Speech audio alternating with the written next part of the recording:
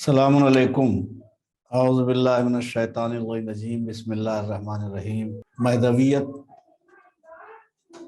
عقائد میں اہم ترین عقیدہ ہے، اور یہ اتنا اہم ہے کہ اگر 1,24,000 انبیاء کی امامت پہ ایمان کسی شخص نے قائم رکھا اور 11ویں امام تک کو مانا، لیکن اگر 12ویں امام کے متعلق نہ اس نے کوشش کی، نہ آپ کو امام سمجھا، نہ آپ کی امامت کو تسلیم کیا، تو 1,24,000 انبیاء اور 11 اماموں کو ماننا بھی اس کے لیے بیکار ثابت ہوگا، اور یہ محنت اس کی کامیاب نہیں ہوگی۔ نجات اسی وقت ہوگی کہ جتنا پیغمبر نے کہا ہے وہاں تک عمل کیا جائے۔ جب نبی نے کہا کہ میرے بعد میرے 12 جانشین ہوں گے، تو جب تک انسان 12ویں تک کو نہ مانے، ہاں اب جیسے اگر کوئی شخص 6 امام کے زمانے میں مر گیا، کوئی شخص 7ویں امام کے زمانے میں مر گیا، تو ان کے دور میں وہی امام تھے، لیکن ہم جس دور میں ہیں تو 12 امام کا دور گویا آ چکا ہے۔ تو ہماری ذمہ داری یہ ہے کہ ہم آخری امام تک یعنی 12ویں امام تک مانیں۔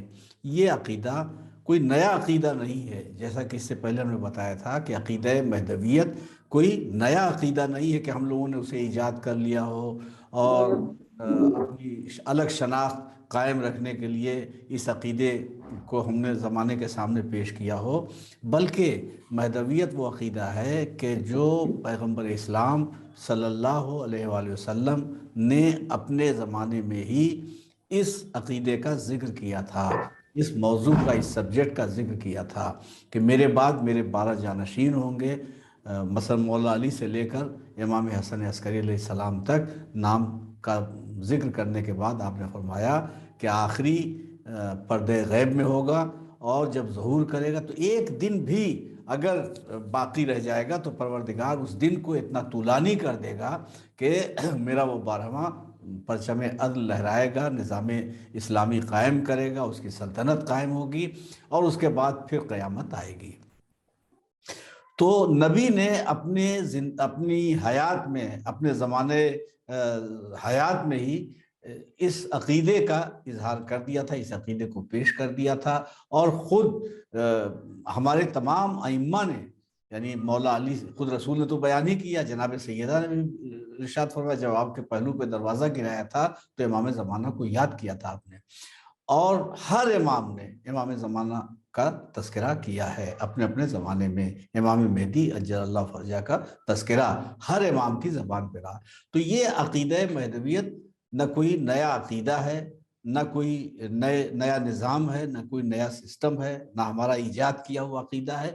جس نبی نے اللہ کو بتایا، رسول کو بتایا، اماموں کو بتایا، قیامت کو بتایا، تمام تفصیلات بتائی ہے، انہی رسول نے آخری امام کے زمانے غیبت اور اس کے بعد آپ کا ظہور اور آپ کا نظام سلطنت، ان تمام تفصیلات کو بھی پیغمبر اسلام صلی اللہ علیہ وآلہ وسلم نے بتایا ہے۔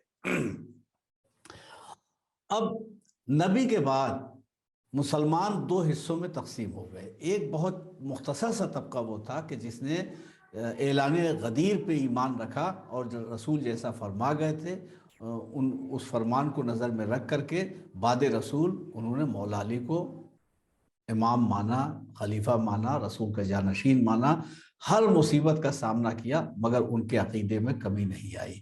ان کو قتل کیا گیا، سولی دی گئی، قید خانوں میں ڈالا گیا، مگر جس کے ساتھ جو بھی ظلم کیا گیا ہر ظلم کو انہوں نے تسلیم کر لیا، اس عقیدے کو نہیں چھوڑا۔ ہمارے سامنے وہ تمام مثالیں رہنی چاہیے کہ جناب میثم تمار کو آپ دیکھیے کہ انہیں سولی دی جاتی ہے، چڑھایا جاتا ہے پھانسی پہ، اور کتنے لوگ ہیں جو قتل کیے جاتے ہیں۔ ایک ایک بنی عباس یا بنی امیہ کے بادشاہ کا زمانہ اگر آپ دیکھیں تو ظلم و جور سے بھرا ہوا ہے، جہاں اہل بیت کے چاہنے والوں، مولا کے ماننے والوں پہ ظلم و ستم کے پہاڑ توڑے گئے، لیکن انہوں نے اس راستے کو نہیں چھوڑا۔ ہمارا دور بہت اندھیرے والا دور ہے، تاریکی کا دور ہے، امام پردے غیب میں ہے، زمانہ ہم پہ ظلم و ستم ڈھا رہا ہے، ہم پہ طنز کر رہا ہے، تانے دے رہا ہے، لیکن ہمیں برداشت کرنا چاہیے، ہمیں بہرحال ثابت قدم رہنا چاہیے، عقیدے میں ہمارے کہیں سے کمزوری نہیں آنی چاہیے، ایسا نہ ہو کہ زمانے کے تانے ہمارے مزاج کو بدل دیں، ہماری فکر کو بدل دیں، بلکہ اس عقیدے پر ہمیں ثابت قدم رہنا ہے کہ امام مہدی علیہ السلام پردہ غیب میں ہیں، رسول نے فرمایا ہے وہ ہیں، موجود ہیں، اور وہ ہمارے نگراں ہیں، وہ ہمارے محافظ ہیں، وہ ہماری حفاظت کر رہے ہیں۔ اگر وہ نہ ہوتے تو ہم مٹ گئے ہوتے، زمانہ ہمیں مٹانے میں کامیاب ہو گیا ہوتا۔ تو یہ رسول کے بعد رسول کی جانشینی کے اعتبار سے، رسول کی جانشینی کے اعتبار سے جو امامت کا عہدہ ہے اور امامت کا منصب ہے، یہ ہر ایک کو نہیں ملتا کہ جسے چاہا اسے دے دیا۔ ایسے تو امام جمعہ، امام جماعت، امام النحو، امام الصرف، یہ ہے وہ امامت الگ چیز ہے، لیکن رسول کی جانشینی کے اعتبار سے، یعنی جو رسول کے بعد رسول کے جانشین، رسول کے نائب، رسول کی ذمہ داریوں کو بعد رسول پورا کرنے والے ہیں، وہ امامت کا منصب جو ہے وہ ہر ایک کو نہیں ملتا۔ اور خدا نے جب جناب ابراہیم کو امامت کا عہدہ عطا فرمایا تھا تو جناب ابراہیم نے کہا کہ کیا یہ میری ذریت میں، میری نسل میں منتقل ہوگا؟ تو آواز آئی کہ ہاں، مگر یہ عہدہ ظالموں تک نہیں پہنچے گا۔ تو پہلی بات تو یہ ہے کہ کسی ظالم تک امامت کا عہدہ نہیں پہنچ سکتا، یہاں تک کہ شرک جو ہے یہ سب سے بڑا ظلم ہے قرآن مجید میں، کہ شرک عظیم ترین ظلم ہے۔ تو اب اگر کسی نے اپنی زندگی میں ایک لمحے کے لیے، ایک سیکنڈ کے ہزارویں حصے کے لیے بھی شرک کیا ہے تو وہ ظالم ہے، اور وہ توبہ کر کے مومن تو ہو سکتا ہے مگر امام نہیں بن سکتا۔ تو اپنی پوری مدت حیات میں اگر کسی سے ذرا سا بھی ظلم ہو گیا ہے تو پھر اللہ اسے امامت کا عہدہ، امامت کا منصب نہیں دے گا۔ ہر ایک کو امامت کا منصب نہیں مل سکتا۔ اب دیکھیے یہ بڑا نازک مرحلہ ہے۔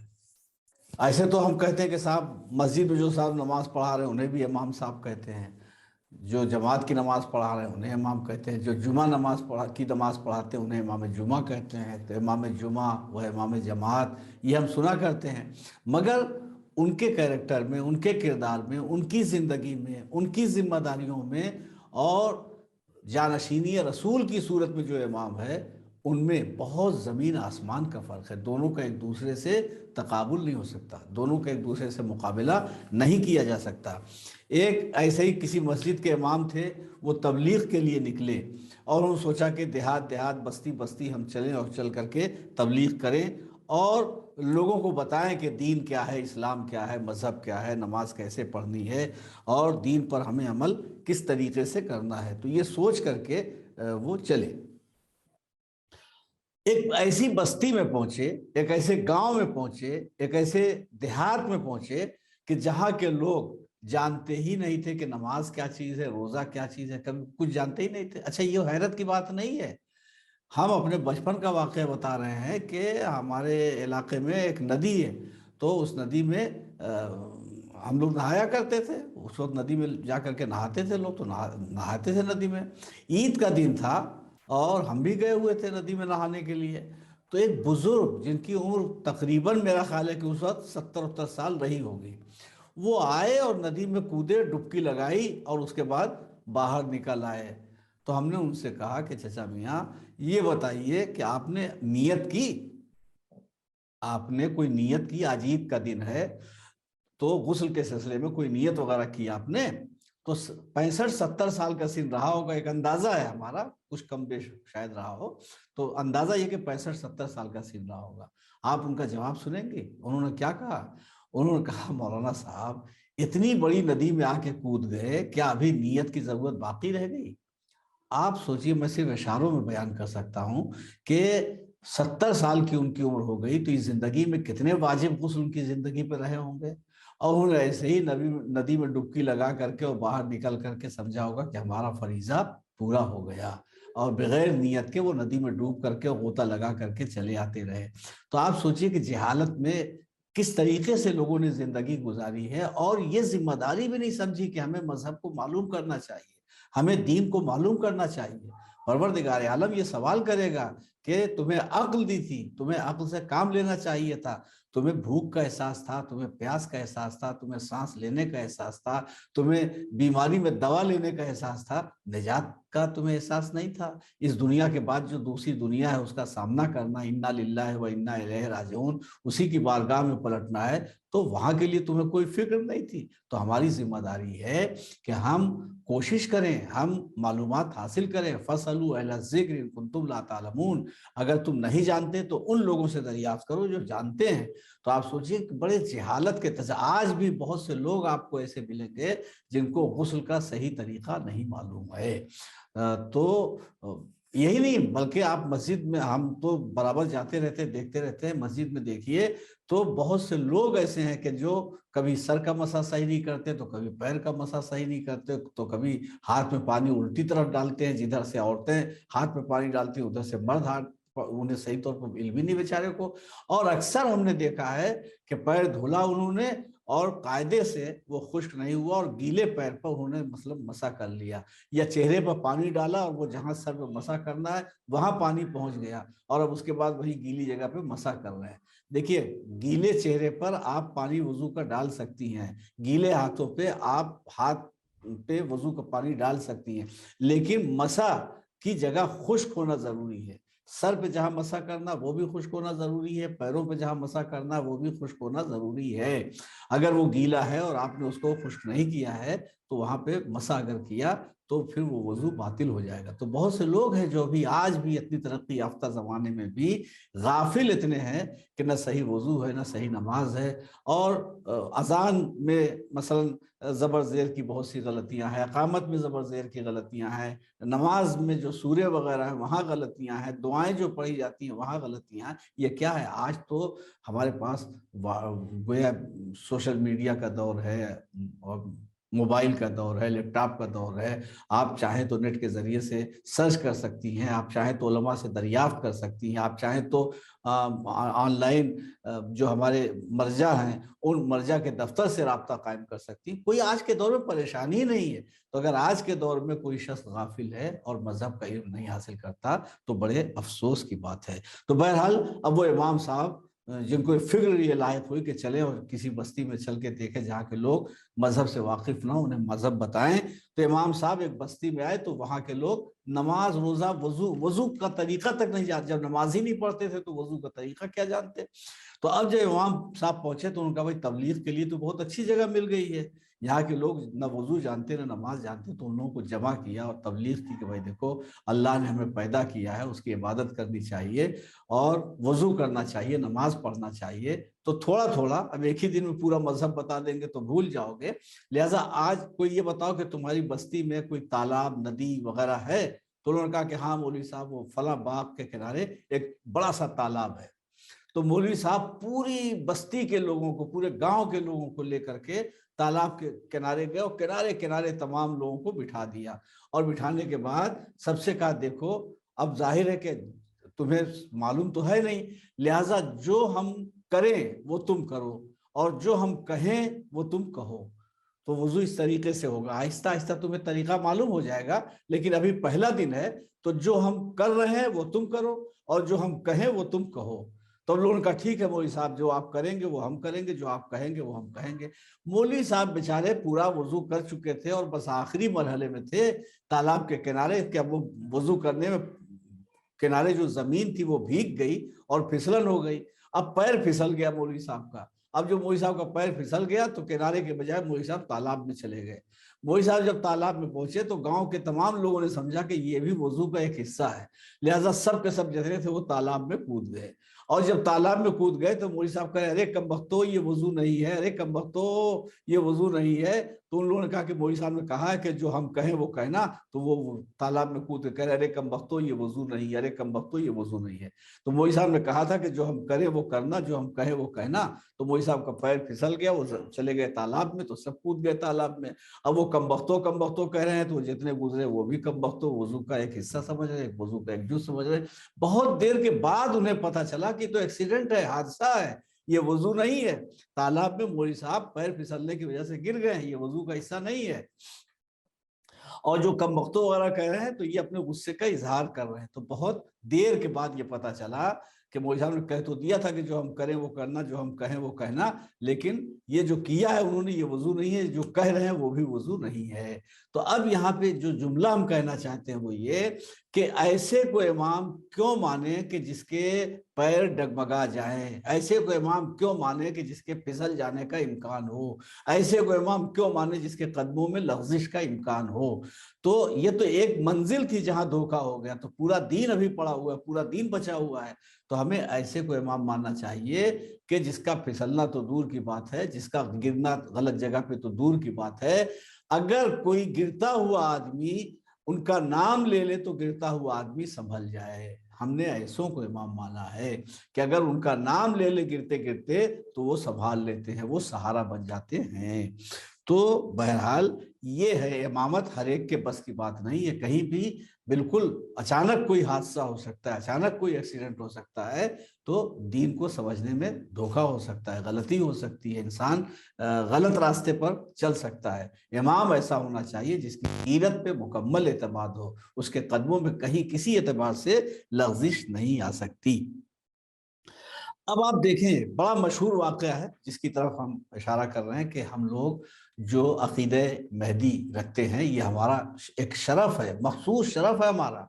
یہ سمجھ لیجئے کہ یہ مرتبہ ہم ہی کو حاصل ہے جو ہم اپنے زمانے کے آخری امام کو مان رہے ہیں اور آخری امام کے دور حکومت میں ہے۔ یہ ہمارے لیے ایک شرف ہے۔ شرف کیا ہے کہ مولا علی سے لے کر امام حسن عسکری علیہ السلام تک، یعنی پہلے امام سے لے کر 11ویں امام تک جن لوگوں نے اپنے وقت کے اماموں کو مانا، یقیناً یہ ان کے مرتبے کی بلندی ہے، یہ ان کا شرف ہے کہ صحیح امام تک وہ پہنچ گئے، صحیح امام کو انہوں نے امام مانا، صحیح امام کو مان کر کے اس دنیا سے رخصت ہو گئے۔ یہ ان کے لیے بہت بڑا شرف ہے، بہت بڑا مرتبہ ہے، وہ محترم ہے، قابل احترام ہے، لیکن ان کے مقابلے میں ہم زیادہ قابل احترام ہیں۔ اس لیے کہ مولا علی کو جن لوگوں نے امام مانا انہوں نے مولا علی کو دیکھا، مولا علی کے فضائل دیکھے، مولا علی کا کریکٹر دیکھا، مولا علی کی شجاعت دیکھی، مولا علی کی عبادت دیکھی۔ جن لوگوں نے امام حسن علیہ السلام کو دیکھا انہوں نے امام حسن علیہ السلام کی سیرت اور ان کے کردار کو دیکھا۔ جن لوگوں نے امام حسین علیہ السلام کو امام مانا انہوں نے امام حسین کو اپنی آنکھوں سے دیکھا اور تب مانا۔ 11ویں امام تک ہر ایک نے اپنے اپنے وقت کے امام کو دیکھا، ان کا کریکٹر، ان کا کردار، ان کی سیرت، ان کا حسن عمل سب دیکھ کر کے متاثر ہوئے اور انہیں امام مانا اور ان کی امامت پر ثابت قدم رہے اور مر گئے۔ ہمارا کمال یہ ہے کہ ہم نے اسے امام مانا ہے جسے اپنی آنکھوں سے دیکھا نہیں، ہم نے تو رسول پہ بھروسہ کر کے، رسول پہ اعتبار کر کے اسے امام مانا ہے کہ جسے ہم نے اپنی آنکھوں سے نہیں دیکھا۔ لیکن یقین یہ ہے کہ جس رسول نے 11 کی خبر دی تھی اور جو 12 کی خبر دی تھی اور 12 میں 11 کو زمانے نے دیکھا، سیرت، کردار، تقوی، پرہیزگاری ہر اعتبار سے بالکل ویسے ہی ثابت ہوئے، وہ 11 کے 11 ثابت ہوئے جنہیں لوگوں نے دیکھا، جیسا پیغمبر اسلام صلی اللہ علیہ وآلہ وسلم نے فرمایا تھا۔ تو اب 100% ہمارا یقین ہے کہ جب 11 اس معیار پر پورے اترے ہیں تو یہ 12ویں کے متعلق جو رسول صادق نے فرمایا، جنہیں مشرکین مکہ بھی صادق کہنے پہ مجبور ہو گئے، ہم تو اس رسول کی امت میں اس رسول کو ماننے والے ہیں، تو ہم انہیں صادق کیوں نہ تسلیم کریں؟ تو رسول کی صداقت پہ، سچائی پہ بھروسہ کرتے ہوئے انہیں امام مانا ہے کہ جنہیں اپنی آنکھوں سے دیکھا نہیں۔ تو اس زمانے غیبت میں اگر ہم ثابت قدم ہیں امام کی امامت کے عقیدے پر، تو خدا کی نگاہ میں ہمارا مرتبہ بہت بلند ہے اور ہماری ذمہ داریاں بھی بہت زیادہ ہیں، ہمیں اپنی حفاظت بھی کرنی ہے۔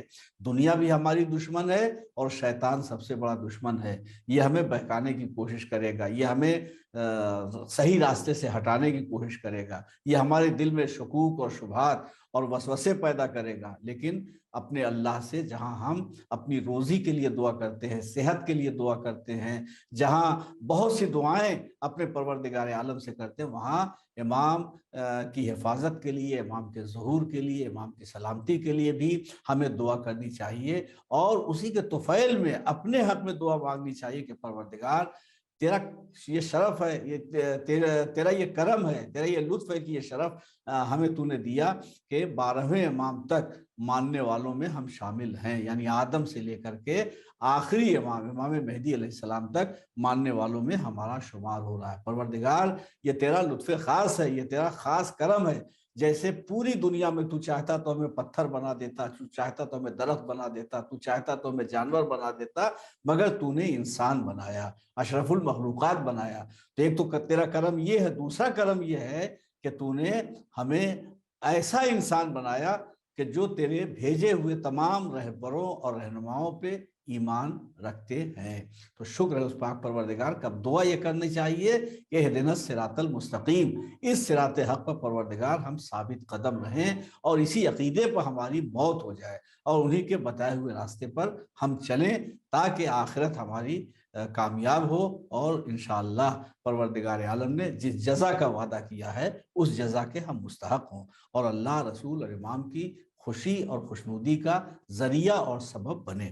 تو بہرحال یہ مسئلہ ہے کہ ہم نے امام کو دیکھا نہیں مگر مانا، ان میں فرق کیا ہے؟ بڑا مشہور واقعہ جس کی طرف ہم اشارہ کرنا چاہتے ہیں کہ ایک مشہور شخصیت جنہیں بہلول دانا کہا جاتا ہے، کچھ لوگوں نے انہیں دیوانہ کہا، لیکن حقیقتاً وہ دانا تھے اور وہ دین کی تبلیغ ایسے وقت میں کر رہے تھے کہ جب امام موسیٰ کاظم علیہ السلام قید کی زندگی بسر کر رہے تھے، قید خانے میں زندگی بسر کر رہے تھے، تو امام کے چاہنے والوں کی ذمہ داریاں بڑھ گئی تھی۔ شاید یہ ایک مشق کرائی جا رہی تھی کہ امام اگر تمہاری نگاہوں سے غائب ہو، امام اگر تمہاری نگاہوں سے اوجھل ہو، امام اگر تمہاری نگاہوں کے سامنے نہ ہو، تو تمہیں کس طرح سے زندگی بسر کرنی ہے اور مذہب کے سلسلے میں اپنے فریضے کو کس طریقے سے ادا کرنا ہے۔ تو جس طریقے سے بھی تبلیغ کے اس فریضے کو تم ادا کر سکو، تمہاری ذمہ داری ہے کہ غیبت امام میں تبلیغ کی اس ذمہ داری کو، عمل کی اس ذمہ داری کو ادا کرو، اپنے ہر فریضے کو ادا کرو۔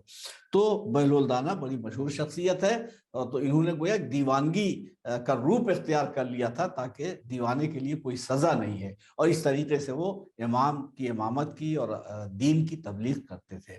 چنانچہ ایک دفعہ مٹی کا گھروندہ بنا رہے تھے اور ہارون رشید اور زبیدہ، اس کی بیوی زبیدہ، دونوں کا گزر ہوا، تو زبیدہ قریب آئی، کہا کہ بہلول کیا کر رہے ہو؟ کہا کہ جنت کا محل بنا رہا ہوں۔ کہا اچھا جنت کا محل بنا رہے ہو؟ دیکھیے زمین پہ بیٹھے ہوئے ہیں، جیسے بچے نہیں مٹی کا گھروندہ وغیرہ بناتے ہیں، مٹی کا گھر بناتے ہیں، تو ویسے ہی وہ بنا رہے تھے۔ کہا یہ کیا ہے؟ کہا جنت کا محل بنا رہا ہوں۔ تو زبیدہ نے کہا کیا اسے بیچو گے؟ کہا بالکل بیچوں گا۔ کہا کتنے بیچو گے؟ کہا 1 درہم، 1 درہم میں بیچوں گا۔ زبیدہ نے 1 درہم نکالا اور بہلول کو دے دیا۔ کہا اس میں سے کون سا گھر پسند ہے؟ کہا جو گھر چاہے دے دو۔ تو ایک گھر کی طرف اشارہ کیا، کہا یہ گھر تمہارا ہے۔ اب بہرحال ہارون رشید نے کہا کیا دنیا بھر کے خرافات کرتی ہو، الٹے سیدھے کام کرتی ہو؟ تو شاید زبیدہ نے کہا ہو یا اشارہ کیا ہو یا ہنس کے طنز کیا ہو کہ دنیا بھر کے الٹے سیدھے کام آپ کرتے ہیں تو نہیں، اور ایک کام اگر ہم نے کر دیا تو آپ کو اعتراض ہے، چلیے ٹھیک ہے، الٹا ہی سیدھا کام آپ کی نگاہ میں، ہماری سمجھ میں آیا، ہم نے کر دیا۔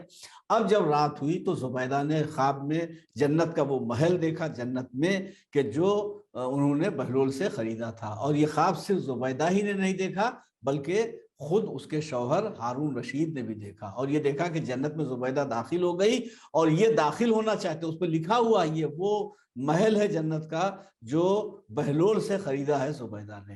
تب تو یہ شوہر تھے، انہوں نے بھی داخل ہونا چاہا، تو فرشتے نے روک دیا، کہا خبردار، یہ دنیا نہیں ہے کہ بیوی کی پراپرٹی کو اپنی پراپرٹی سمجھ رہے تھے اور بیوی کا مہر ادا کیے بغیر پوری زندگی گزار لے گئے۔ شاید یہ سب کہا ہو یا نہ کہا ہو، مقصد یہی سب تھا کہ یہ دنیا نہیں ہے، یہ آخرت ہے، اور یہ یہاں جنت ہے، جنت میں ہر ایک کو اس کے عمل کی جزا کے طور پر ملا۔ ہو سکتا ہے کہ بیوی کو جنت ملے، شوہر کو نہ ملے، ہو سکتا ہے شوہر کو ملے، بیوی کو نہ ملے، ہو سکتا ہے دونوں کو مل جائے۔ تو نصیب والے وہ جوڑے ہیں کہ شوہر اور بیوی دونوں جنت میں آ جائیں، ورنہ بچھڑ جائیں گے۔ اگر عمل دونوں کا الگ الگ ہے تو شوہر کہیں ہوگا، بیوی کہیں ہوگی۔ تو روک دیا، ہارون داخل نہیں ہو سکا، ہارون رشید داخل نہیں ہو سکا جنت میں۔ آنکھ کھلی، گھبرا گیا، کہا زبیدہ جلدی اٹھو۔ کہا کیا ہوا؟ کہا چلو دیکھیں وہ دیوانہ ہے کہ نہیں ہے۔ تو دیوانے کی خصوصیت یہ ہوتی ہے کہ ایک جگہ پہ زیادہ دیر تک نہیں رہتا ہے. خیر بہرحال آئے تو دیکھا تو موجود. کہا بہلول بیچو گے؟ یہ وہی پوچھا کہ یہ کیا ہے؟ کہا جنت میں محل بنا رہا ہوں. کہا بیچو گے؟ کہا بے شک بیچنے کے لیے بنا رہا ہوں. کہا کتنے میں؟ کہا پوری حکومت. کہا ارے یہ تو شیئر مارکیٹ بھی اتنا زیادہ اتار چڑھاؤ نہیں ہوتا، شیئر بازار میں بھی اتنا اتار چڑھاؤ نہیں ہوتا ایک رات میں. کہاں کل 1 درہم قیمت تھی اور کہاں آج پوری حکومت قیمت لگ گئی. تو بہلول نے کہا ہاں کل میں اور آج میں فرق ہے. کہا کیا فرق ہے؟ کہا کل زبیدہ نے جو سودا کیا تھا وہ بغیر دیکھے ہوئے سودا کیا تھا، اور آج تم جو سودا کر رہے ہو وہ آنکھوں سے دیکھ کر سودا کر رہے ہو. پتہ چلا جو آنکھوں سے دیکھ کے سودا کیا جائے اس کی قیمت اور ہوتی ہے، جو بغیر دیکھے سودا کیا جائے اس کی اہمیت اور ہوتی ہے. اللہ کا شکر ہے کہ جن لوگوں نے 11 امام تک مانا، ٹھیک ہے وہ محترم ہیں، لیکن انہوں نے آنکھوں سے دیکھ کے مانا. ہم وہ ہیں کہ 12ویں کو ہم نے دیکھا نہیں، اپنے زمانے کے امام کو دیکھا نہیں، لیکن اپنے زمانے کے امام کی امامت پہ ثابت قدم ہیں، اور اللہ ہمیں اس عقیدے پر باقی و برقرار رکھے. خدا حافظ. فی امان اللہ. محمد اللهم صل على محمد وآل محمد اللهم صل على محمد وآل محمد